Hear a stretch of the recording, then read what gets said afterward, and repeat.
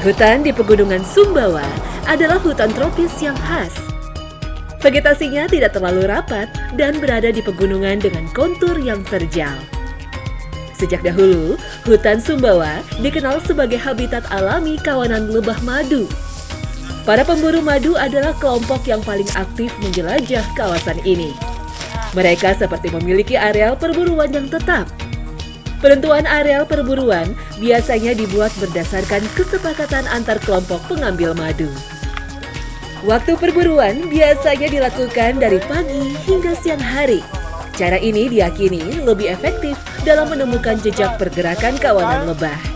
Teknik ini sesuai dengan karakter lebah yang sering mencari makanan pada waktu sinar matahari belum terlalu terik. Ada, Pak. Ada Arah mana dia? di atas, Ke atas, mantap. ini ke atas, kalau yang di bawah sini Mbak. Ya, siap. Jadi, sebelum kita menemukan sarangnya, biasanya Pak Ruji itu akan naik. Kalau misalnya sudah lihat 1-2 lebah, itu naik biar dapat view lebih jelas. Jadi semakin crowded lalu lintas, kalau misalnya banyak lebahnya lalu lalang, kita sudah mengarah ke sarang yang benar.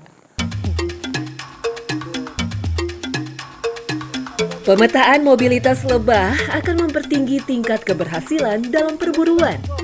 Kelompok pemburu juga dapat bergerak dalam areal yang lebih sempit, sehingga waktu perburuan yang terbatas dapat dimaksimalkan.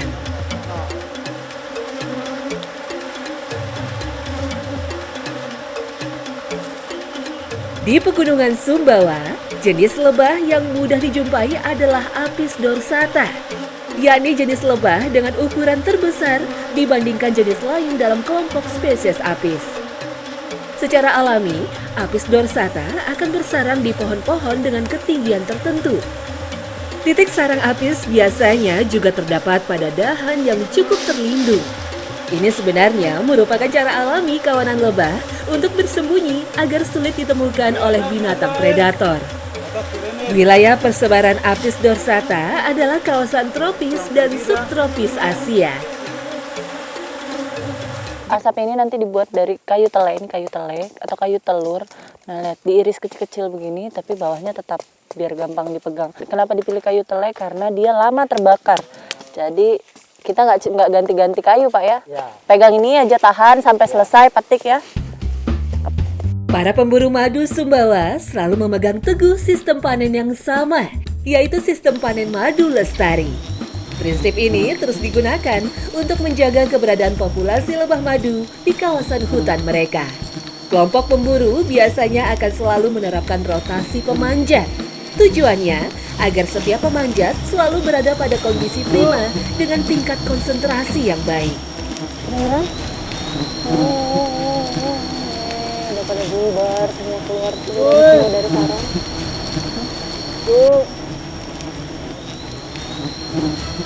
Nah, itu di atas juga sudah mulai diiris.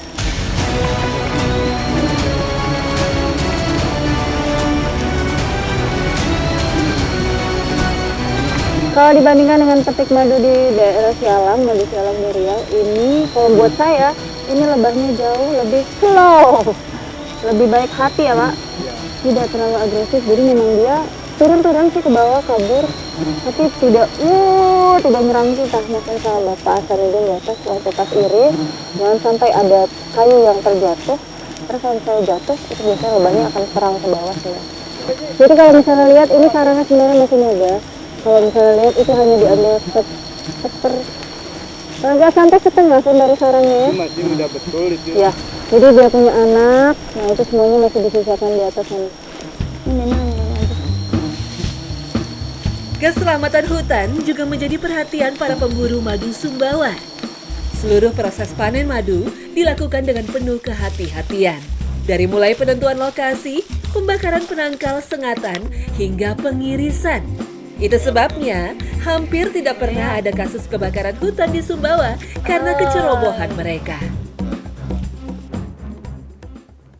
Apis dorsata, tuh dia. Ya, ini dia nggak entup nih, alhamdulillah. Jadi kalau misalnya lihat waktu pas diiris, dia akan bercampur dengan polennya. Tuh ada bipolen ini sendiri makanannya. Ini yang coklat-coklat begini. Tapi memang kalau di Sumbawa caranya begini ya, lestari ya, hanya ambil airnya saja ya.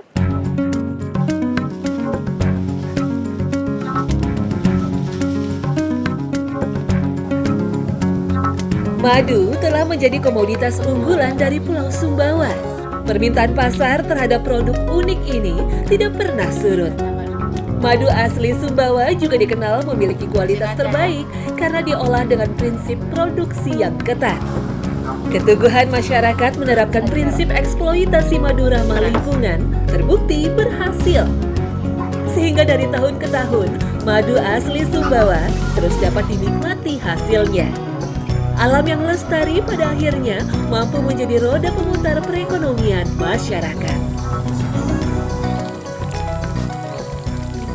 Nah ini jadi kalau misalnya pas banget di musim kemarau seperti ini, kebanyakan madu Sumbawa ini akan hasilnya mengandung bipolen. Rata-rata madunya mengandung bipolen, beda dengan di saat musim hujan sudah sedikit kandungan bipolennya, malah tinggi kandungan airnya. Itu yang menyebabkan tidak tahan lama kalau disimpan. Nah ini juga salah satu keistimewaannya madu peras dibandingkan dengan madu tiris. Kalau diperas dia punya kandungan bipolen dan kandungan propolisnya masuk.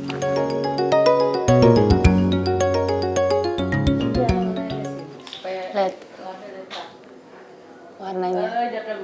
Ini madu asli Sumbawa. Nah, ini adalah komoditi alam. Jadi dari semongkat. Nah kalau misalnya mau dirasa, rasanya manis. Iyalah sudah pasti madu manis, tapi tidak nyeleket di lidah. Enak banget. Nah tapi yang pasti kalau misalnya cara panennya masih lestari, sampai kapanpun madu asli Sumbawa akan tetap ada.